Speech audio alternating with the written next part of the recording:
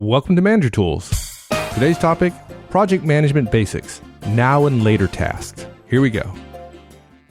At the start of a project, there are usually discussions about who's going to do what, when they're going to do it, typical, horseman law of project management, right? There you go. and those discussions turn to what are the tasks? What are we going to do? What order do we do them? Right. And what are their exact order? Right. And that's where it breaks down a little bit, right? Yeah, it's way better. Too many managers get bogged down into, let's build the first 4 weeks of a perfect project plan with every dependency fully in place.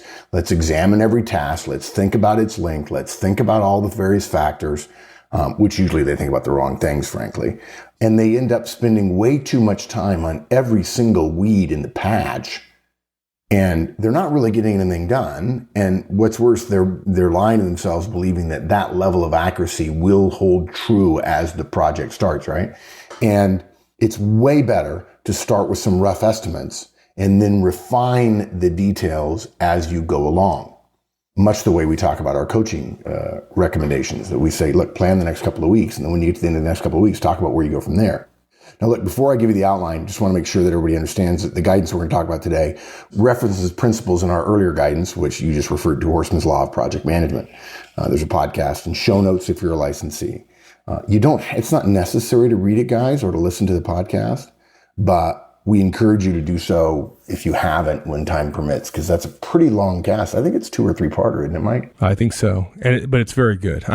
Unlike everything else we do, it's really good. Yeah, exactly. That one actually is good, right? Yeah, exactly. Yeah. You have to listen to one cast. That's it. Yeah, that's the one. Yeah, good. So look, 4 key points we want to make when you're starting a project. Okay. Number 1, don't try to predict exact duration and delay required for each task.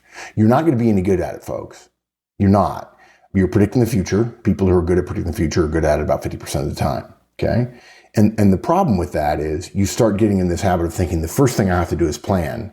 And then after all the planning's done, when the planning's perfect, then I'll act. Well, you're just delaying the acting, and the acting is what you get paid for.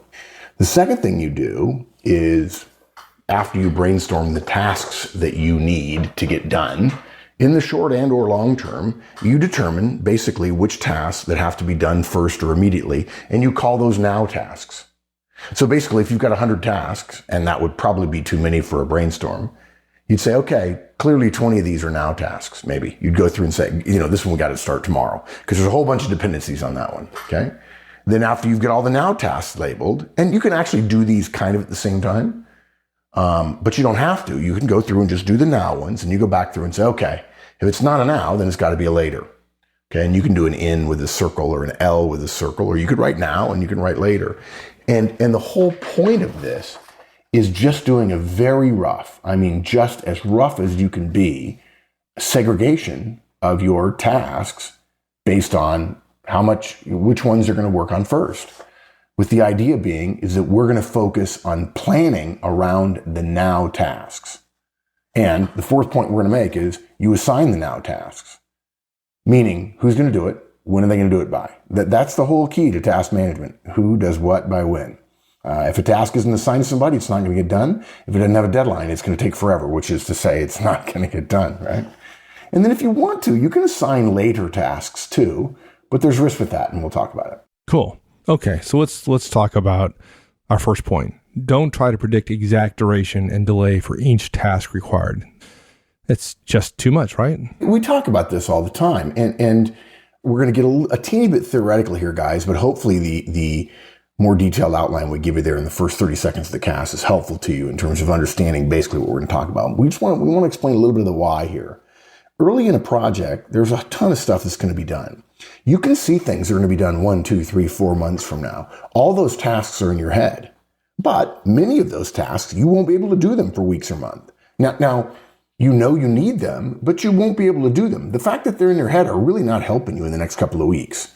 I don't think you get guru status for saying, if you tell me a project, I can tell you every single task that has to be done in it. Because frankly, there's 30% of the task. Even if you know that one task is going to have to be done 6 months from now, there are 200 more tasks that will also have to be done 6 months from now that you don't know yet, that are going to be based on what happens in the next 6 months.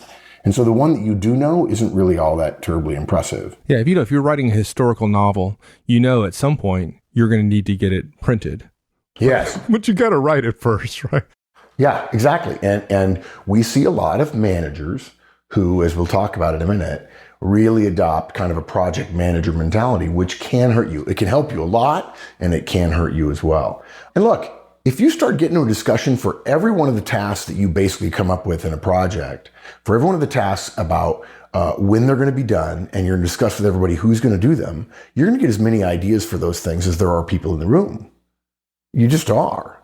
If you're a seasoned project manager and you have big project wins under your belt, you're building skyscrapers or office buildings or a part of the space shuttle or something like that. If you're one of those people, then to some degree, you're gonna be frustrated with this cast, okay? But you're not normal, okay? We love you, but you're not normal. Mike and I joke that when we talk about things, well, this seems reasonable to us. And I say to him, dude, you're abnormal, right? If it's normal to us, if it's regular to us, then it's probably not necessarily normal for our audience for all kinds of reasons, mainly because Mike's so cool, right?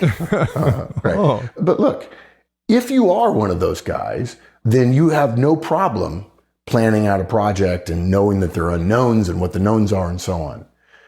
The moment you get beyond, for most of us, the moment you get beyond the next few weeks worth of work, the chances of a clear plan being carefully adhered to are really small.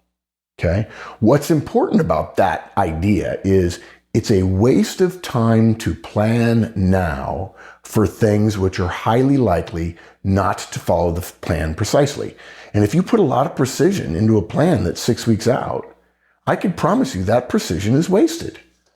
Now look, we're making a distinction here for those of you with huge projects under your belt. When I'm talking huge, I'm talking 50 million, 100 million. And the vast majority of managers that we speak to every week, that's not what they're talking about, right? Mike, when you and I talk about projects, we're talking about a couple of hundred steps, or maybe it's 1,000 steps, but the budget is not $1 million. It's not. And if you have $1 million project, I'd be willing to bet that a lot of you have $1 million projects, budgets of $1 million, and you don't have a project manager. You really have to get into the 8 figures, the 10 to $50 million projects where companies start saying, yeah, we need a project manager specifically just to keep track of all this stuff, which is false, but anyway. So for those of you who have huge projects, okay, you guys might say, hey, Mike, you have to have a plan so that you'll be able to adjust. And so the adjustments that you're making will be made in light of knowing the overall goals. And guys, we agree for those kinds of big projects. But there's a distinction that Mike and I have hinted at I think in a way, Mike, we've been doing this for 8 years, even though we haven't really said it out loud quite specifically as this. We have to start making a distinction between regular line managers and the kind of learnings and the kind of tools that the project management universe talks about, endorses, uses, or at least talks about using. The typical line people manager, while we wouldn't argue that most of us need more project manager skills all the time because the world is becoming more project-based and organizations have become more matrixed, which is a really, really, really bad thing, but there are dictators in the world. So, bad things aren't going to go away. That's the nature of mankind. Even though they need more project management skills, that typical manager, the one we're talking to right now, you're unlikely to be able to use many of the kinds of skills and tools that the project management community tends to focus on more and more these days, particularly when they get responsibility for bigger and bigger projects. Most people managers managing a project don't need Gantt charts. They don't need PERT. Okay. And dude, you should know what a Gantt chart is, but if you don't know how to use one, don't feel bad. If some dude from finance comes over and says, where's your Gantt chart? He's just messing with you. Hell, it takes 5 minutes to learn how to make a Gantt chart. It's no big deal. It's the ones with the bars. I know that. Even critical paths, even websites, internal website, internet sites with real-time updating. Most line managers don't need that level of stuff. Some of you do, and you know who you are. But 95% of you who are listening don't. Yeah, and you're absolutely correct. And I think that's an important distinction to make because I think with things like GTD and getting things done by David Allen. Right. Good point. More and more managers are beginning to think of things with their work as a set of projects and managing projects, right? Right. But you can go too far, right? So as soon as you start thinking about all your work as a set of projects, and then you start going down the path of critical path analysis and PERT and Gantt charts and all that kind of stuff, then you've just added too much weight to the whole thing. Oh, you chupacabra, you. Yeah, you can. Yeah, that's bad. Yeah, it's literally a $600 hammer, right? That's exactly what it is. Yeah. So what we do need is simple, solid, rough and ready, basic, robust, early project manager behaviors. And we particularly would like to highlight the word early. Okay. The earlier you get started, the better off your project is going to be. The more activity you generate early, the more likely your project is to be successful. We don't argue with those of you who say, yes, but everybody seems so busy right at the end. Yeah, we know that's true. And the reason that's true is because they didn't do very well in the beginning. Or they spent a lot of time building a really perfect Gantt chart that nobody ever followed anyway. Look, here's the problem with in a first or second meeting coming up with 500 steps and a Gantt chart of dependencies and so on. Guys, the ability to predict the length of a task is not science. Yes, people in IT say, well, this programmer can do this many lines of code and create a module that can be QA'd this way and so on. No. Sorry, guys. That's what 100 programmers on average do. I just put a thing out. Remember, Mike, I put out a thing in Things I Think a few weeks ago, which basically said, you don't think productivity is important? Apple has discovered that their best software developers is 9 times more productive than an average software developer at another firm. 9. And that's been true for a long time. The very best. Yeah, exactly. And of course, they pay them 10 times as much. Yeah, rightfully so. Yeah, all the great software developers out there just moaned because they know that's not true. Yeah. So look, the fact is, those lengths of tasks, planning the project, figuring out how long things going to take, it's an art. It's not math. It's people. It's priorities. It's even days of the week. I'm amazed at this. Now, I'm going to get some interesting mail from this. I know. Guys, you know that the actual days of the week that a task is done changes the number of days that task needs to be scheduled for. You know this, right? I mean, everyone knows this, right? If a task ends up getting broken up over a weekend, you have to add a day. And I don't mean one of the weekend days. I mean an extra weekday when you're planning hours or days to its length. That makes no sense. Oh, yeah, because we're all robots, right? And we leave Friday. And on Friday afternoon at 5 o'clock, we are at the exact same level of productivity as we are at 8 o'clock on Monday morning. I mean, that's how I am. Of course. Yeah. I'm a machine. Yeah, that's no resumption cost there. None. Zero. Yeah, none. Yeah, well, depends on your weekend, I guess. Yeah, but have I ever seen a Gantt chart that shows that? No. And when I asked a guy once, I said, dude, that's not right. He says, sure it is. It takes 3 days. I said, yeah. Thursday, Friday, Monday? You think he's going to finish on Monday when he took the weekend off? He's got to get back into it. He's going to have all kinds of new stuff. No, it takes 3 days. That's the way the tool works. Oh, so now we're making decisions based on how the tool works. Wow, I'll tell you, the machines are taking over. When you start adding all of the art, like for instance, that bit there, on top of your earlier art about links and measurements and who's going to be assigned, there's probably 4 to 5 weeks out in any project, 10 to 20% play. In other words, variance that would not be considered failure or fabulous success. It's just normal. Some things are faster, some things are slower. It makes no sense, guys, to be toying with individual task lengths in a planning phase for a month that's going to happen 6 weeks out, or to be worried about the start and stop day of a particular task 4, 5, 6, 8 weeks out on day one, because you're going to be wrong. And you're going to spend the precious time being wrong at the beginning of the project, which is the most valuable time you have in a project. So, not good. Now, look, go back just for a second to the PM methodologies, because we love project management mentality. We love the philosophies. We love the practices. We wish more managers were PMP and were associated with PMI and so on. Most PM methodologies would suggest, well, you guys are kind of in a gray area here, because good planning, if you do good planning, it doesn't just predict the future, which is what we're implying it does, that it actually creates the future. And they're right to a degree. We've still found that too many of us regular managers need simpler tools. We need actions we can take to start people working on tasks versus planning more tasks and guessing. Look, let's just call it that, guessing on their timing and on their dependencies. And basically what we're saying in this cast is, you know immediately some things that need to be done, and you roughly know some are earlier and some are later. That is all you need, that knowledge, capturing it and sharing it with people to get tasks assigned to your team and get work done to accomplish it. Guys, here's a way to think about projects. Don't start your projects by planning first, in other words, only planning first, and then beginning to work. Everybody has a plan until the shooting starts, and then your plan, of course, changes. Think of the first days or weeks of the project as both work accomplishment and as a planning period.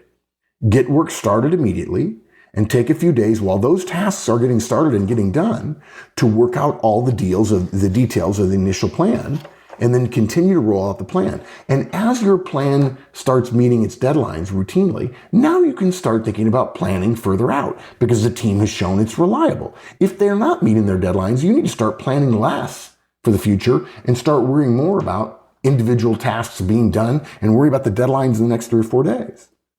And that's really what this cast is about. And it just gives you the first step in doing that. Right. And so one of the simple tools is to boil it up to a higher level and start thinking about, after you brainstorm all the tasks, what are the things we need to do immediately, right? The now things versus the things that are going to be done later. And so the first thing is like figure out what you can do now. Right. In other words, if you have 100 tasks, you don't break it up into software and hardware and logistics and support functions and PR and catering and shift work schedules and all these various things. Say, okay, let's break up each task and put it into a category, and then we'll Gantt chart each category, and then we'll look for conflicts across. Dudes, no, that's bad. It's good if you're sending a man to the moon or to Mars. It's good if you're building a skyscraper like my niece, Liza, but most of us don't need that, okay? So what we do is we start our initial planning. Here's what we do. We're starting a typical project. We're likely all in a room together, at least some of, maybe all of the project team members. And look, guys, if it's just you as the PM, that's fine too, okay? You and your team brainstorm as many known tasks. And by the way, I'm just going to do an aside here. This is not in the show notes, but I'm just going to say a lot of people will sit in these PM meetings, project meetings, when you're doing brainstorming tasks, and they'll say, well, we don't know this and we don't know that. Guys, every once in a while, it's good to have a little bit of role power. And you say, look, we're brainstorming here. We're not talking about what can't be done. Okay. That's one of the great rules about brainstorming is you have to, it has to be positive. Don't tell me what can't be done. Easy. We can pay people almost nothing to come up with all the reasons why things aren't going to work. So you brainstorm as many known tasks as you can do in a few minutes. And guys, just get the obvious ones. Don't worry whether you're complete or not, because you won't be, you can't be. It's impossible to be completely complete, no matter how long you take. So assume diminishing returns on task planning happens pretty fast. Okay. Then you've got a big brainstorm list. Maybe it's on a whiteboard. Maybe it's on a window outside my living room. Maybe it's on a scratch pad. It doesn't matter. Okay. And label the ones that you need to do right away or that you can do right away if resources available, and mark them as now tasks. If there's something that 20 other tasks in the later list are clearly dependent upon, we got to find a vendor because every vendor is different or whatever. Okay. That one's a now. And frankly, if 20 things depend on it, it doesn't matter if it takes a couple extra days. It really doesn't. Because if you get it right, those next 20 are going to go a lot easier. And all you're doing is marking them down as now tasks. And guys, what we're doing here is a really, really rough version of a Gantt chart. Rather than saying there are 85 tasks and we're going to put them in sequential order from 1 to 85, we're going to say we know that 10 of these tasks are 1 through 10. And we know that the other 75 happen after 10. Some of them will be 80, some will be 60, some will be 40, but we won't be working on 40, 60, or 80 for a number of weeks, but we are going to be working on 1 through 10 right now. So we're making sure that we capture 1 through 10 as now tasks, and we're not really worried about whether something is a 40 or 60 or an 80. Yeah, you got like 2 phases of your project. They're milestones. One's now and one's later. Yeah.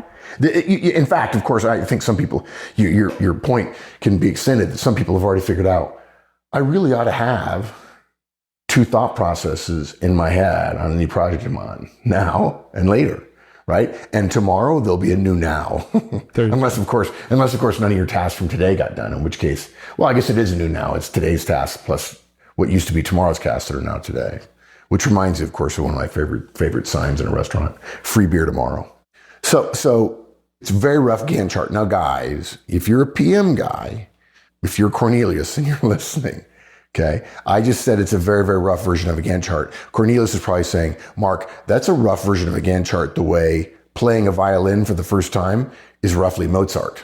And dude, you're right.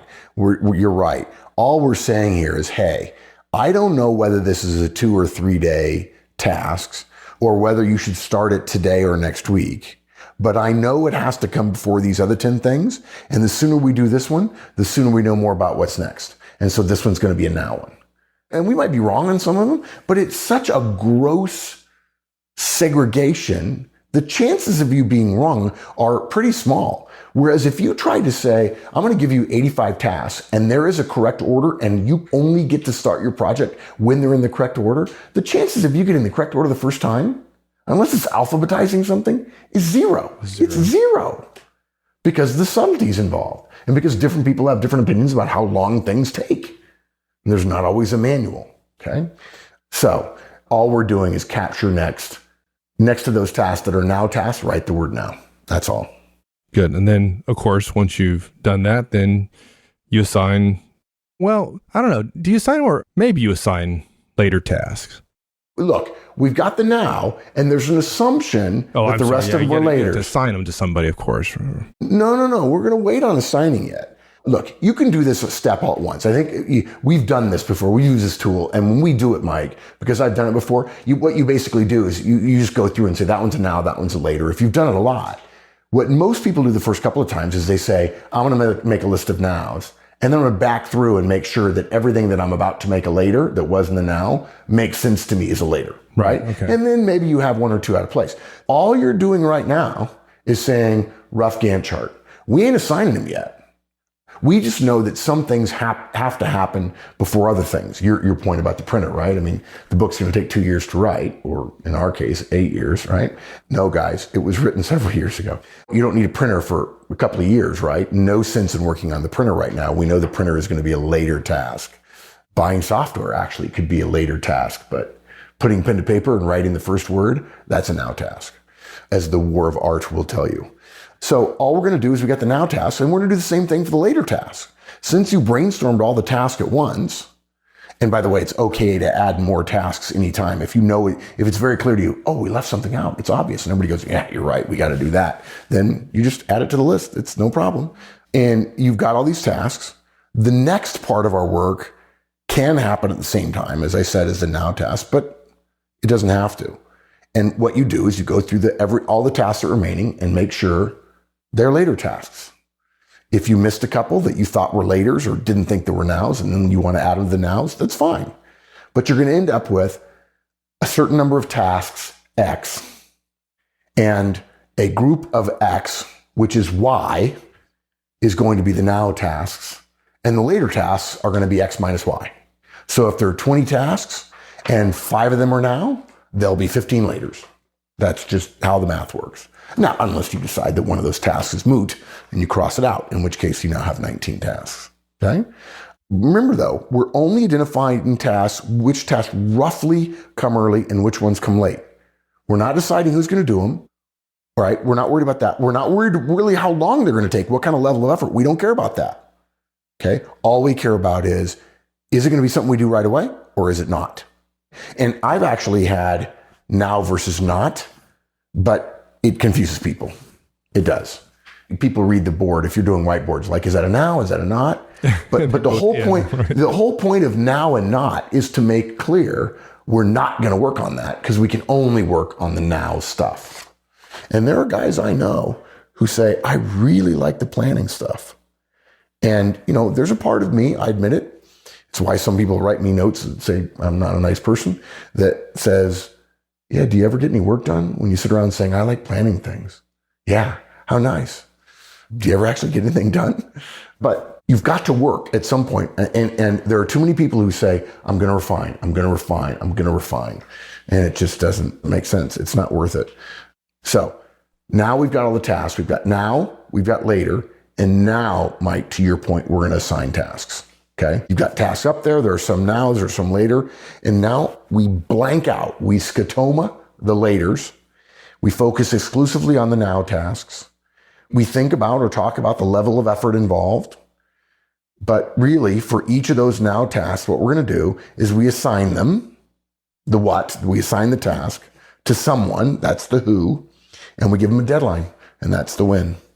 For every single task we have up there. All the nows, in the first planning session you have, all the nows leave the meeting, but with the person who owns them and a deadline. Yeah. And this may be the most important thing a project manager can do right away, right? Assign work with deadlines to people, right? Ultimately, that's the only way work gets done. Assign work with deadlines to people. Yeah. What did I say earlier? If it's not assigned, it'll never get done. And if it doesn't have a deadline, it'll take forever, which is the same thing as never getting done. The value of this now and later thinking is it gives you a rough place to start in terms of assigning work. If you wait 2 to 3 to 4 days to come up with what you think is a better, more perfect plan, the downside of that is no work will have gotten done during those days anyway.